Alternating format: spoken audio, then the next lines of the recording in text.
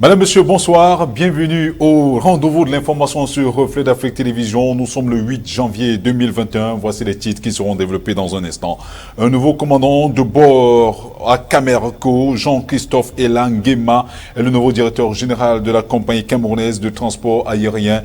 Elle a été désignée au cours d'un conseil d'administration extraordinaire tenu le 7 janvier dernier. Il aura pour adjoint Alexandre Fauchevet, tandis que Moguer Ayem présidera aux destinées du conseil d'administration. Nous en parlons dans ce journal.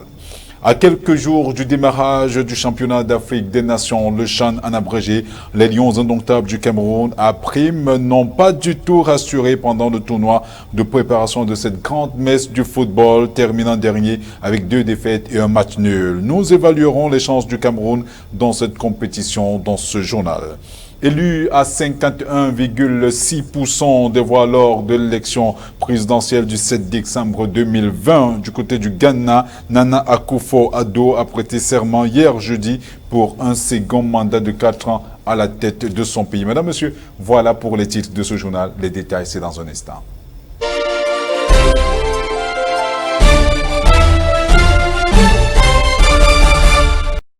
Bonsoir une fois de plus. Au moins 6 personnes tuées et plusieurs autres blessées à la suite d'une attaque à Matazem, localité située entre Babadjou dans la région de l'ouest Cameroun et Santa dans la région du nord-ouest. Les forces de défense et de sécurité auraient été prises au dépourvu par un groupe de combattants séparatistes aux premières heures de ce vendredi 8 janvier 2020. Ces derniers ont pris la fuite immédiatement après avoir causé ces ravages. Selon certaines sources, des milliers de passagers à bord des véhicules de transport en partance pour Bamenda ont été également pris au dépourvu par ces tirs croisés. Face à cette situation, d'aucuns sont sortis des bus pour se diriger dans les buissons afin d'échapper à ces tirs. Il faut rappeler que depuis le déclenchement de la crise dite anglophone, il y a près de 5 ans, des centaines de vies ont été perdues, des villages et des maisons entières également détruites, mais également des biens, et bon nombre de ressortissants de ces régions sont devenus des réfugiés internes et externes. Nous le disions en titre, le conseil d'administration extraordinaire de Camerco s'est tenu hier jeudi 7 janvier à Yaoundé et a nommé Jean-Christophe Elangema comme commandant en chef du cockpit de la compagnie. Une décision du conseil d'administration qui intervient 19 jours après le limogeage de 130 employés de cette compagnie par l'ex-directeur général Louis-Georges Ndifendi. Carole quoi pour les détails. En service au service des déplacements présidentiels de l'état-major particulier de la présidence de la République du Cameroun, Jean-Christophe Elangema est un officier supérieur de l'armée camerounaise, diplômé de l'école royale de l'air de Marrakech au Maroc. Il devient donc ainsi le deuxième militaire à occuper un poste de directeur général d'entreprise publique au Cameroun. Le nouveau président du conseil d'administration, Jean-Claude Ayem Moger, qui remplace le ministre des Transports, Jean-Ernest Massenanga Lebibé à ce poste, est conseiller technique à la présidence. Et le nouveau directeur général adjoint, Alexandre Fauchevet, était jusque-là directeur des opérations aériennes à Camerco. Ce remplacement des organes dirigeants de Camerco intervient après une longue période de recherche des profils à mettre de sortir la compagnie aérienne de la zone de turbulence dans laquelle elle se trouve depuis le lancement de ces opérations. Mais selon certaines sources, ce changement de l'équipage de bord du vol Camerco serait dû au limogeage de 130 employés de la compagnie par l'ex-directeur général Louis-Georges Ndifendi. Un licenciement qu'il avait justifié par la situation critique que traversait l'entreprise et la présence de la pandémie au nouveau coronavirus qui avait obligé un arrêt d'activité de la compagnie pendant des mois. Ce renouvellement du top management n'a pas laissé la presse privée camerounaise indifférente. Pour le quotidien Mutation paru ce 8 janvier 2021, il s'agit d'un mismanagement qu'il a par ailleurs qualifié de Camerco Comedy Show. En effet, en l'espace de 10 ans, c'est le 7e directeur général que cette compagnie nationale connaisse. De quoi laisser songeur plus d'un. C'est à croire qu'aucune équipe dirigeante placée aux commandes de ce vol n'a été à même de résoudre le vol Camerco. Au-delà de la rationalisation des effectifs prescrite par la présidence de la République, le premier défi de ces nouveaux dirigeants sera le maintien de l'exploitation de Camerco avec la remise en selle de sa flotte. Le second défi sera la restructuration, la rentabilisation puis la privatisation de cette compagnie qui ne survit que grâce aux perfusions financières de l'État. Il convient de rappeler que la compagnie aérienne qui a été mise en service en 2011 avec une flotte de 3 avions n'a jusqu'à présent pas réussi à équilibrer son exploitation. Comment la nouvelle équipe dirigeante compte-t-elle rectifier le tir là où beaucoup d'autres avant elle n'a pas réussi? Seul l'avenir nous le dira.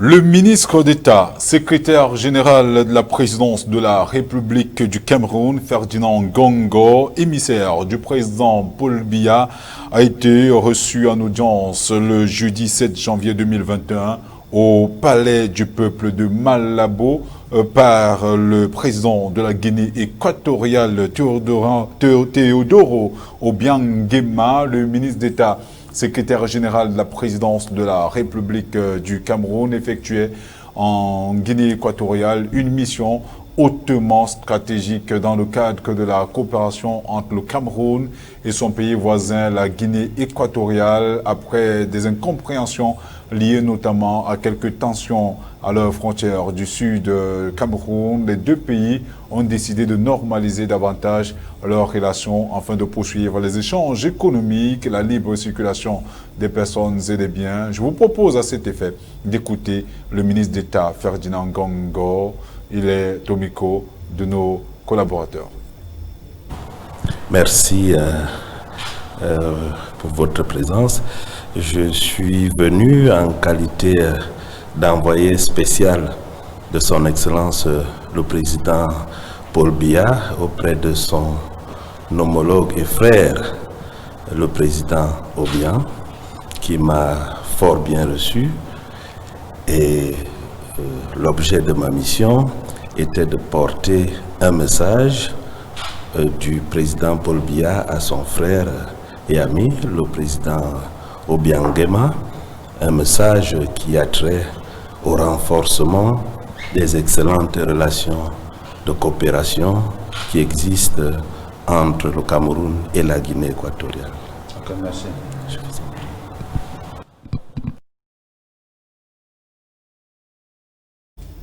Selon le rapport publié par Reporters sans frontières en 2020, le Cameroun occupe la 134e place des pays qui ne respectent pas la liberté de la presse dans le monde. Il perd ainsi 3 places et poursuit sa longue marche en arrière en matière de liberté de la presse, et ce dans un environnement marqué par de multitudes de façades. Carole Nekwa. Le climat de presse au Cameroun est morose. Selon le classement 2020 de Reporters sans frontières, le Cameroun a reculé de 3 points en matière de liberté de la presse et est classé au rouge. L'hostilité à l'encontre des journalistes a fini par susciter des passages à l'acte le plus grave et plus fréquent. Selon cet organisme international, le Cameroun est un champion africain des coupures d'Internet et à la suite des élections d'octobre 2018, de nombreuses exactions ont été commises à l'encontre des journalistes et médias. Des menaces, en passant par des agressions et intimidations. Les détentions arbitraires des journalistes et des poursuites devant les tribunaux militaires aux juridictions spécialisées sont fréquentes. On en veut pour preuve l'arrestation de la journaliste Mimi Mefo il y a quelques années après son reportage sur les conflits du Nord-Ouest et du Sud-Ouest.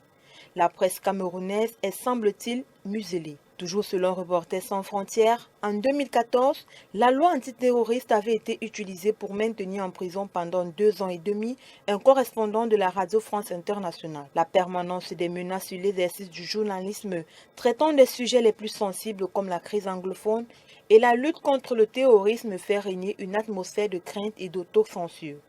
Est-ce au regard de tous ces différents éléments évoqués que Reporters sans frontières s'est fondé pour bâtir son classement?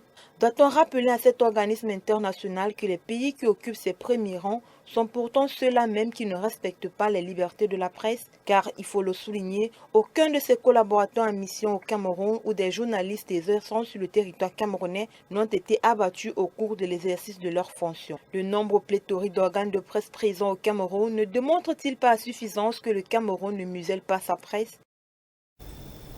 De nombreux Camerounais se sont mobilisés massivement depuis le 4 janvier dernier sur les réseaux sociaux pour adhérer massivement au mouvement Je veux ma CNI, une initiative de Anne Fégonde Noah, porte-parole du Parti camerounais pour la réconciliation nationale, afin d'interpeller les pouvoirs publics en charge de la production de ce précieux document dont des milliers de Camerounais n'arrivent pas à entrer en possession. Liliane Fouguet.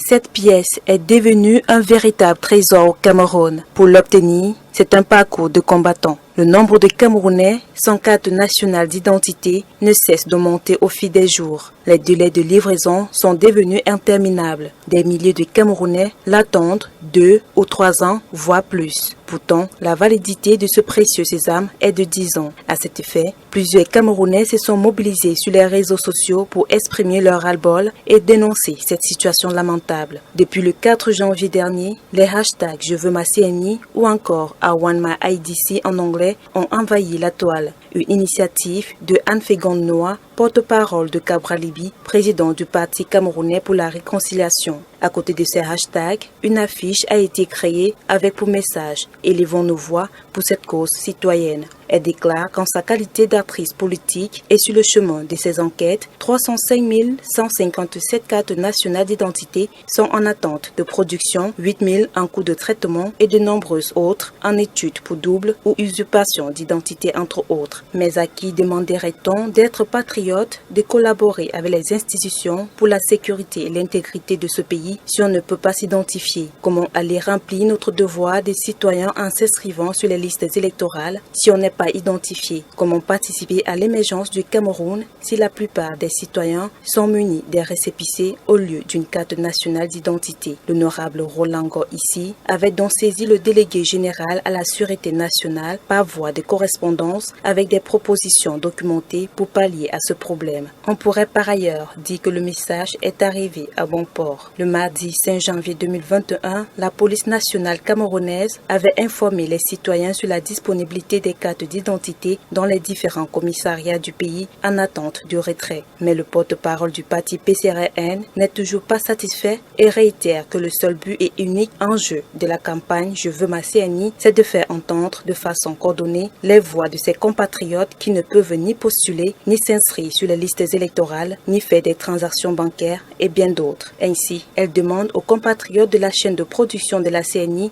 de résoudre la problématique de la production au lieu de la contourner en mettant celle-ci du retrait des cartes en avant. Affaire à suivre.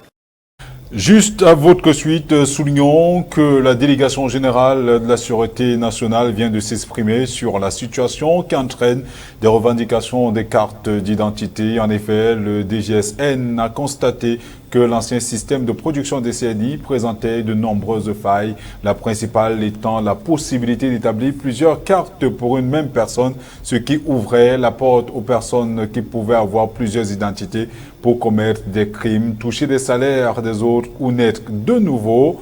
Il a donc été urgent d'installer un nouveau système qui peut mieux protéger la nationalité camerounaise. Ce deuxième système vient résoudre ce principal problème car actuellement au Cameroun, plus de 3 millions de personnes sont en situation de double, voire triple identité. Ce qu'il faut noter est qu'une pareille circonstance, seule la première identité est véritable, mais ceci pose un grand problème aux détenteurs de double nationalité qui ont déjà passé une vie avec la seconde identité. Ils travaillent avec, ont des diplômes, avec des multiples autres avantages avec cette identité-là. Les gens restent donc attachés à leur nouvelle identité, refusent totalement même de parler de l'ancienne qui est reconnue dans le système. Il est aussi mentionné que les anciennes cartes restent valables jusqu'à leur date d'expiration. Actuellement, le Cameroun compte 280 postes d'identification et 50 postes mobiles pour une production de 10 000 cartes par jour et bientôt cette capacité passera à 15 000 cartes, a-t-on appris. Pour les cartes non retirées, on compte selon des sources de la DGSN 245 000 cartes en souffrance dans les commissariats. La DGSN reconnaît néanmoins qu'il y a encore quelques soucis techniques et des lenteurs dans la délivrance du matériel, ce qui peut ralentir le processus de production. Il est donc déconseillé de sombrer dans une quelconque forme de récupération politique selon les responsables de la Direction générale à la Sûreté nationale. Élu avec 51,6% des voix lors de l'élection présidentielle le 7 décembre 2020, Nana Akufo-Addo a prêté serment hier jeudi pour un second mandat de 4 ans à la tête du Ghana. Carole Nokwa pour les détails. Aïdou Sosoué, tels sont les mots prononcés par le président réélu du Ghana, Nana Akufo-Addo, la main droite posée sur la Bible. Une cérémonie d'investiture qui s'est déroulée en présence des corps diplomatiques, certains chefs d'État et des parlementaires ghanéens. Au cours de son discours à la Chambre parlementaire, le président réélu a profité de l'occasion pour faire un point complet sur l'état économique, social et financier du pays. Il a par ailleurs demandé aux députés d'être plus accommodants à l'avenir et de travailler main dans la main. Pour le président Nana Akufo-Addo, sa réélection est une preuve de la confiance que les Ghanéens lui ont accordée en reconnaissance des réalisations accomplies au cours de son premier mandat et de la quantité considérable de travail qui lui reste encore à accomplir pour les 4 prochaines années. Et pour ce qui sont de ses priorités, elles seront axées sur le vote du budget post-Covid-19, le remplacement de l'ancien procureur anticorruption et le vote de l'Assemblée nationale pour un contrat minier controversé. Il convient de rappeler que depuis le début de la 4e République en 1992, c'est la première fois que le pouvoir exécutif et le Parlement n'ont pas la même couleur politique. Un déséquilibre politique qui risque de freiner les actions du président Nana Akufo-Addo au cours de son prochain mandat.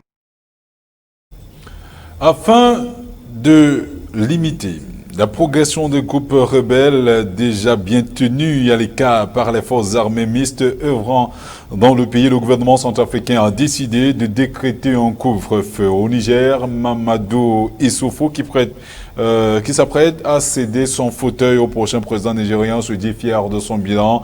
Après 10 ans passés à la tête du pays, il croit avoir tenu ses promesses de campagne aux États-Unis. Trump a fini par plier les chines. Le round-up de Thierry Blanchard.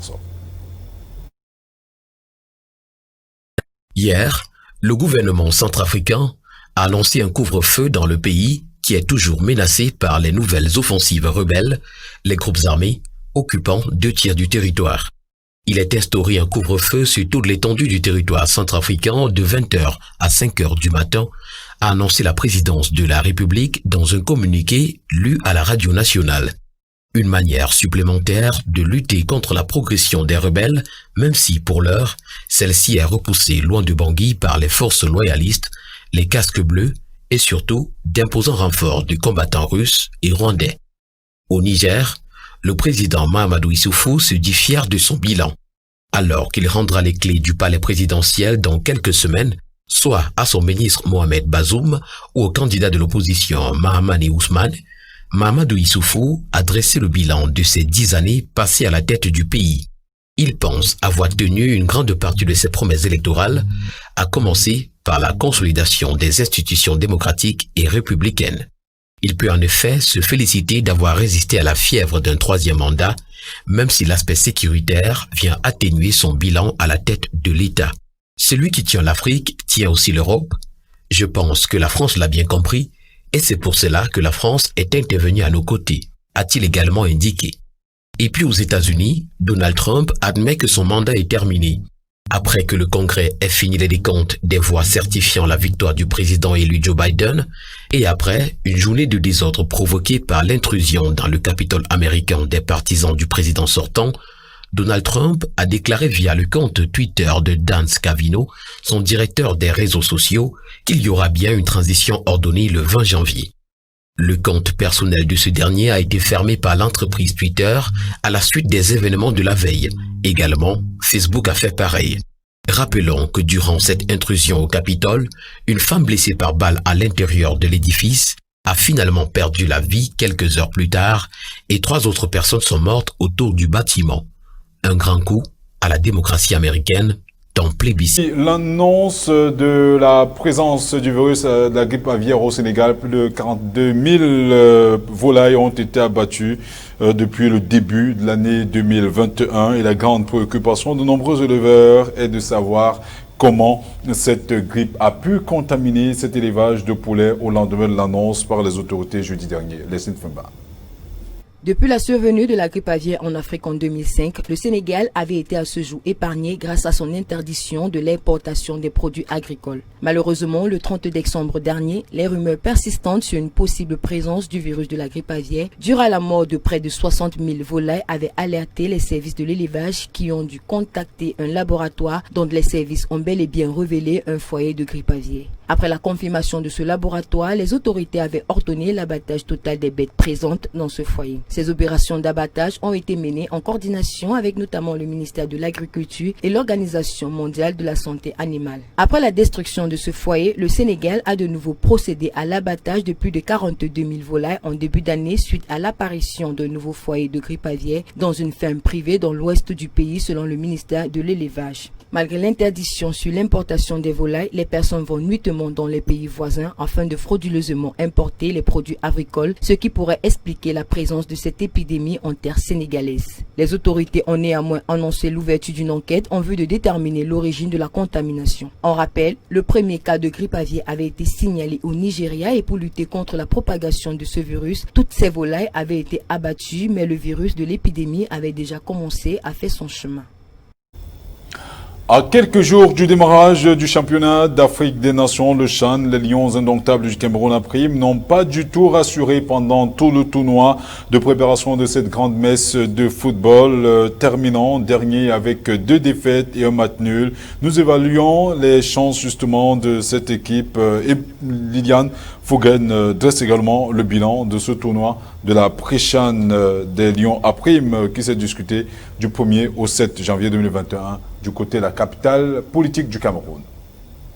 En 3 matchs, les Lions indomptables à prime se sont inclinés à 2 reprises, notamment face au Niger avec 1-2 en faveur du Niger et devant la Zambie 0-2 en faveur de la Zambie. Un bilan négatif légèrement atténué par un match nul contre l'Ouganda, 1 but partout. L'équipe du Cameroun, qui espérait engranger de la confiance et rassurer l'opinion à l'issue de ce tournoi pré-CHAN en 3 sorties, les hommes de Martin Tungoubile ont concédé 5 buts contre 2 réalisations inscrites. Conséquence, le Cameroun a terminé à la dernière place derrière l'Ouganda 7 points, la Zambie 4 points et le Niger 4 points. En l'absence de Bienvenu Banga et Aurélien Etamé, retenus avec Coton Sport des Garois pour disputer le 2e tour préliminaire de la CAF, l'on a observé des signes de fébrilité multipliant des erreurs inexplicables au niveau de la défense. Malgré les efforts de Martin Ako Assomo, le milieu de terrain a manqué de justesse. Malgré que le sélectionneur Tungu Pile ait convoqué 4 nouveaux joueurs pour renforcer le groupe à moins de 10 jours du CHAN, le doute plane encore au sein de la communauté. Un sentiment qui ne rassure pas les fans des Lions indomptables dont l'objectif est d'aller chercher son premier titre dans le championnat d'Afrique des Nations. Madame, Monsieur, c'est ici que nous mettons un terme à cette édition du 20h de ce 8 janvier 2021. Merci de l'avoir écouté. Nous disons surtout merci à la communauté des malentendants qui suit avec beaucoup d'intérêt cette session d'information sur la première télévision inclusive du Cameroun émettant depuis le Cameroun. Retrouvons-nous lundi, s'il plaît à Dieu, pour une autre session d'information. Déjà, retrouver l'information tout le week-end. Quant à nous, disons-nous, donnons-nous rendez-vous lundi, quand il sera exactement 20h. Au revoir.